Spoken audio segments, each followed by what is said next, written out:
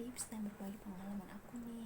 Nah, di video pertama aku ingin memberikan tips gimana sih caranya cepat hamil walaupun LDRan dengan suami. Dan mungkin ada nih teman-teman yang sama kayak aku, yaitu memiliki rahim yang terbalik atau mengarah ke belakang. Nah, untuk tahu lebih lanjut, ditonton terus ya videonya. Jadi sebelumnya aku cerita dulu nih. Nah, aku nih pernah LDRan sama suami aku kurang lebih 10 bulan. Mungkin teman-teman ada ya yang lebih lama daripada aku. Nah, tapi memang aku sudah punya keinginan nanti kalau sudah menikah, maksudnya sudah menikah, aku pengen nih cepat punya baby. Nah, dari situ aku cari-cari informasi bagaimana sih caranya atau bagaimana sih untuk cepat hamil yang bisa membantu aku gitu, walaupun nanti LDRan dengan suami aku bisa cepat hamilnya gitu, karena aku hanya bisa ketemu sama suami aku tuh 2 bulan sekali. Jadi aku ingin mengefektivitaskan waktu ketika bertemu gitu, biar cepat hamil tuh diefektivitasin lah walaupun hanya 2 bulan sekali gitu. Nah, apa aja sih tips-tips dari aku? Nah, yang pertama kan mempersiapkan tubuh kita untuk hamil. Nah, tahapan di mempersiapkan tubuh kita untuk hamil ini yaitu salah satunya aku minum vitamin, yaitu meminum vitamin asam folat. Nah, asam folat ini nih masih banyak yang tanya atau masih banyak yang bingung gitu ya, memang seefektivitas apa sih asam folat untuk meningkatkan terjadinya kehamilan. Nah, sebenarnya asam folat itu adalah multivitamin yang bukan dianjurkan untuk program hamil, tapi asam folat ini dia itu membantu menjaga kesehatan ovarium atau indung telur kita. Nah, ketika indung telur kita atau ovarium kita ini sehat, nah untuk terjadinya kehamilan kan juga meningkat ya, karena sudah sehat pasti menghasilkan sel-sel telur yang sehat juga gitu. Nah, tapi yang paling penting dari asam folat itu yaitu untuk mengurangi dan mencegah terjadinya cacat lahir pada bayi. Salah satunya yaitu dimana banyak penelitian yang mengungkapkan bahwasanya kekurangan asam folat bisa menyebabkan cacat lahir pada tabung saraf, contohnya spina bifida. Nah, jadi memang asam folat ini nih bukan hanya untuk pas sudah hamil aja nih diminumnya, bahkan lebih baik diminum sebelum hamil, minimal 1 bulan sebelum masa kehamilan atau merencanakan kehamilan. Jadi aku nih sudah minum asam folat itu 1 bulan sebelum aku menikah. Aku menikah bulan Mei dan aku sudah minum asam folat itu di awal bulan April, karena aku benar-benar kayak nabung asam folat. Karena kenapa sih nabung asam folat? Karena kan pada saat nanti kita sudah hamil, rahim kita berkembang, janin juga atau baby kita tuh cepet banget berkembangnya, berarti butuh banget vitamin yang banyak gitu ya. Nah, kita nabung di asam folat selain untuk menjaga ovarium juga mencegah terjadinya anemia, jadi kan tubuh kita juga lebih sehat ya. Nah, untuk dosisnya sendiri aku minum 1 hari sekali yaitu 400 mikrogram. Tapi ada penelitian nih yang sayangnya asam folat juga bisa loh dikonsumsi oleh pria. Nah, untuk kamu yang sedang program hamil, bisa kamu minum juga sama pasangan kamu, karena penelitian mengungkapkan bahwasanya pria yang kekurangan asam folat itu dapat menyebabkan menurunnya jumlah serta kualitas sperma. Jadi bukan hanya kamu aja yang ikhtiar, tapi pasangan kamu juga boleh deh ikhtiar bareng-bareng. Nah, selain minum vitamin, aku juga yaitu mengurangi makanan yang manis atau mengurangi konsumsi gula serta makanan yang manis. Kenapa sih mengonsumsi gula dan makanan yang manis? Ternyata kalau misalnya kebanyakan makan gula atau konsumsi gula atau manis itu kan banyak banget tuh masalah yang terjadi.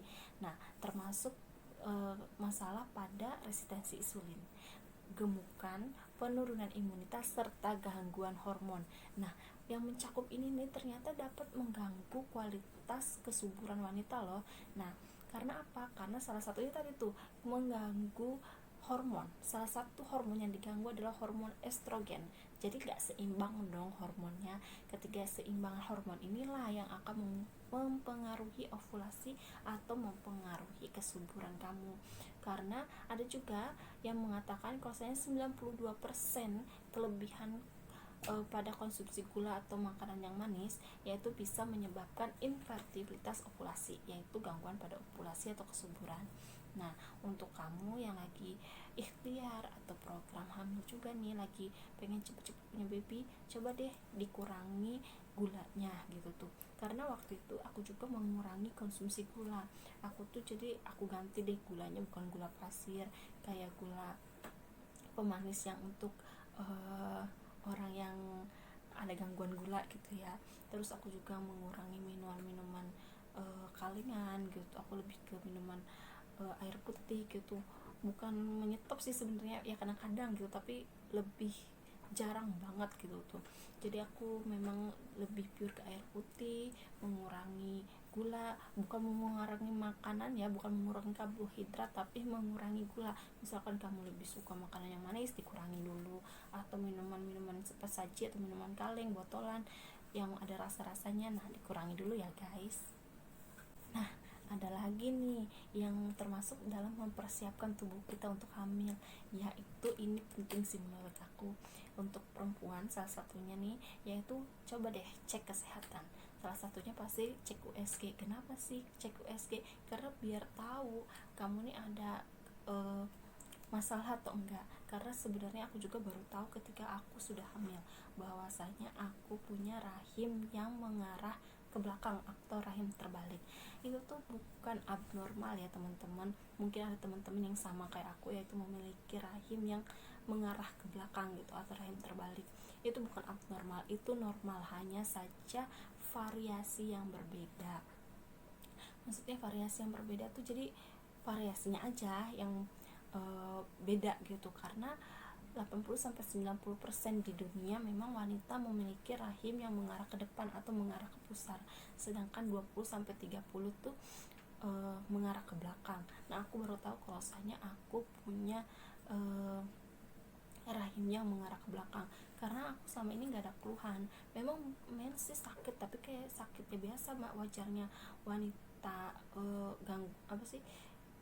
wanita yang kalau mens lagi sakit gitu tuh dysmenorrhea ya, wanita biasa gitu, tapi nggak sakit banget yang sampai nggak bisa ngapa-ngapain tuh enggak gitu.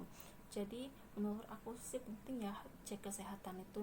Kalau untuk yang masalahnya kayak aku, yaitu memiliki rahim terbalik, nah itu mempengaruhi sebenarnya teman-teman, mempengaruhi saat kamu berhubungan sama suami kamu. Nah, nanti aku jelasin ya.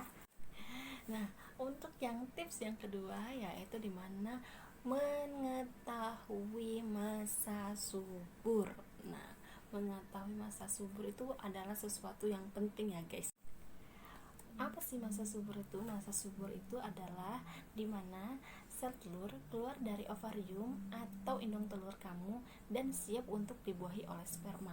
Kapan sih terjadinya ovulasi? Terjadinya ovulasi adalah kurang lebih 2 minggu sebelum terjadinya menstruasi atau haid kamu berikutnya. Itu adalah untuk yang memiliki siklus menstruasi atau haid yang teratur. Jadi, yang paling penting untuk kamu ketahui yaitu kamu harus mengetahui kamu tuh punya siklus menstruasi yang reguler atau yang teratur, atau yang irreguler yang tidak teratur. Nah, yang untuk yang reguler itu kan mudah banget ya. Mudah banget karena apa? Karena contohnya kamu menstruasi 28 hari, kamu udah menstruasi teratur setiap bulan tuh kamu kayak gitu. Jadi gampang banget mengetahui masa subur kamu, yaitu kurang lebih 2 minggu sebelum atau 14 hari. Jadi di hari ke-14, jadi kamu menstruasi hari ke-7, 7 hari kemudian itu kemungkinan masa subur kamu. Di situ kamu bisa hubungan suami istri deh, karena di situ kan berarti sel telur udah siap nih sudah siap nih buat dibuahi ya. Tapi gimana nih kalau misalkan punya siklus yang tidak teratur? Nah, untuk siklus yang tidak teratur ini kamu bisa deh gunain dengan cara kamu harus mengetahui 6 siklus kamu selama 6 bulan. Berarti kamu harus tulis nih jumlah menstruasi kamu berapa hari. Nah, misalkan Januari kamu 26 hari mens, Februari 28 sampai 6 bulan ya, sampai di bulan Juni. Berarti kamu harus hitung jumlah harinya. Nah, untuk itu kalau kamu sudah tahu nih 6 bulan ini kamu sudah tahu, untuk siklus yang terpendek kamu kurangi 18. Misalkan paling pendek kamu 26 udah mens, berarti itu paling pendek ya. 26 dikurangi 18 berarti 8 ya, 8 ingat 8. Nah, misalkan yang terpanjang 30 hari, 30 hari kamu baru mens. Nah, 30 kamu kurangi 11 berarti itu 19. Jadi masa subur kamu kemungkinan di tanggal 8 sampai tanggal 19. Nah, itu tuh masa subur kamu gitu. Jadi misalkan kamu mens 7 hari. Nah, besoknya kemungkinan itu masa subur kamu. Tapi kan panjang banget ya. Panjang banget nih di tanggal 8 sampai tanggal 19 tuh. Ada 10 hari.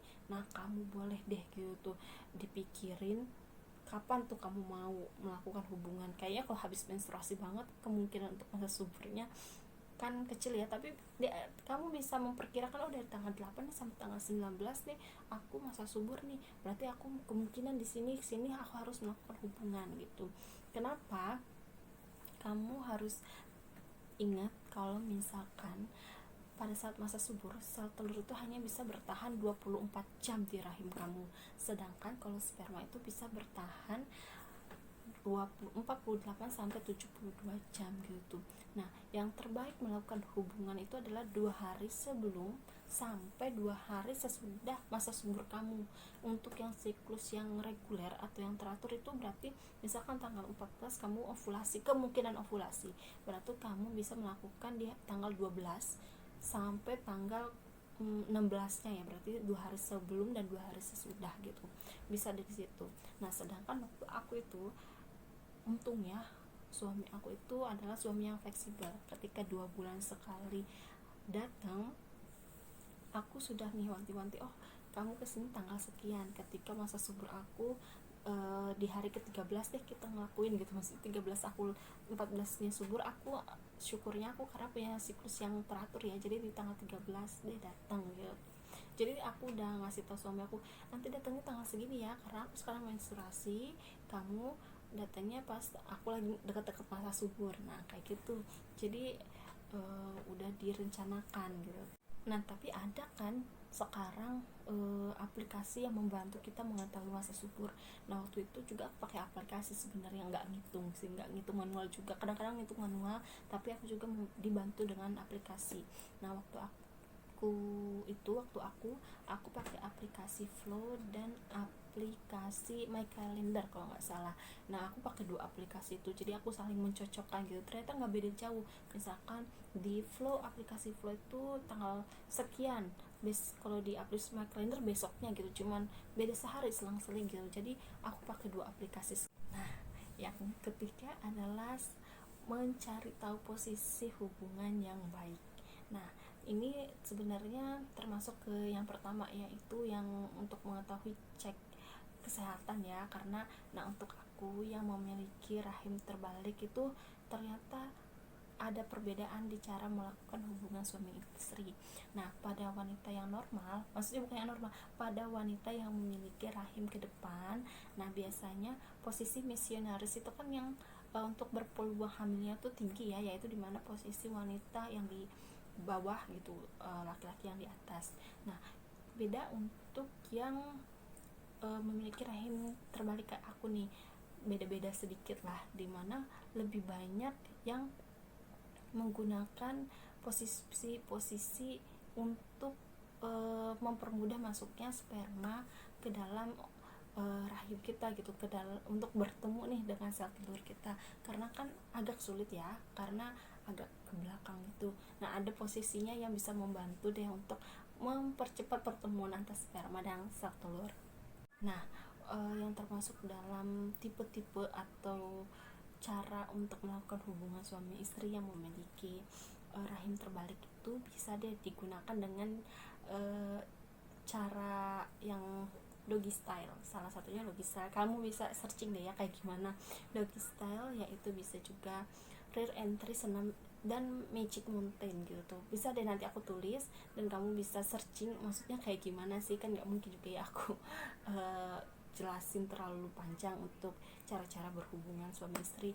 Nah, untuk kamu yang punya rahim terbalik, gak usah pesimis karena itu sesuatu yang normal, kecuali memang terjadinya posisi rahim terbalik ini ada gangguan. Maksudnya ada gangguan tuh memang ada kelainan di rahim kamu. Apakah kamu ada penyakit bawaan, contohnya ada endometriosis, atau pernah kecelakaan yang menyebabkan rahim kamu terbalik gitu. Nah, itu harus diobati dulu ya. Tapi kalau misalkan memang sudah dari sananya, atau kayak aku tahu-tahu baru tahu kalau aku nih punya rahim terbalik, is okay, nggak apa-apa, tetap bisa hamil. Aku sampai pernah nanya ke 2-3 dokter spesialis kandungan, dok ini abnormal ya, dok ini nih susah ya hamilnya gitu. Kata dokternya, buktinya kamu hamil berarti itu nggak ada masalah, itu hanya variasinya aja yang berbeda gitu. Aku sampai nanya ke dokter spesialis feto maternal kalau nggak salah ya. Jadi saking penasarannya, tapi it's okay, nggak apa-apa gitu tuh, itu bukan suatu masalah.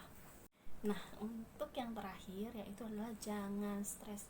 Pasti teman-teman juga yang lagi program hamil atau yang lagi ikhtiar pengen cepat punya baby, pasti kadang-kadang stres ya. Karena aku juga sebenarnya stres, karena aku dengan tips-tips yang aku beri tadi, aku alhamdulillahnya aku hamil bisa sampai hamil itu 2 kali ketemu sama suami aku, berarti 4 bulan ya. Aku kan menikah bulan Mei, Juni Juli baru ketemu. Nah, pas Juli itu aku belum hamil.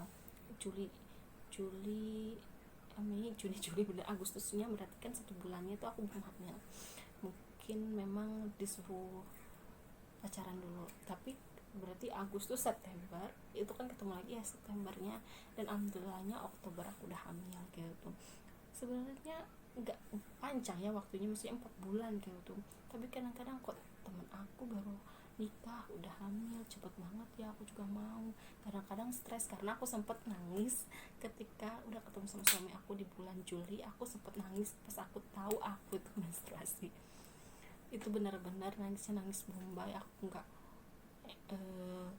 lagi diajak sampai ke mall, dulu aku nggak ada hasrat buat ngapa-ngapain di mall. Tapi aku ingat pasti Allah ngasih rezeki itu ke aku. Jadi aku sebisa mungkin aku benar-benar banyakin doa deh waktu itu. Jadi untuk teman-teman jangan stres, yakin, ikhtiar, berdoa gitu ya. Nah, sampai di sini dulu ya teman-teman untuk videonya. Untuk video selanjutnya aku bakal memberikan video bagaimana perjalanan aku hamil dan apa yang terjadi pada waktu aku hamil. Apakah sedih, apakah senang, apakah campur aduk.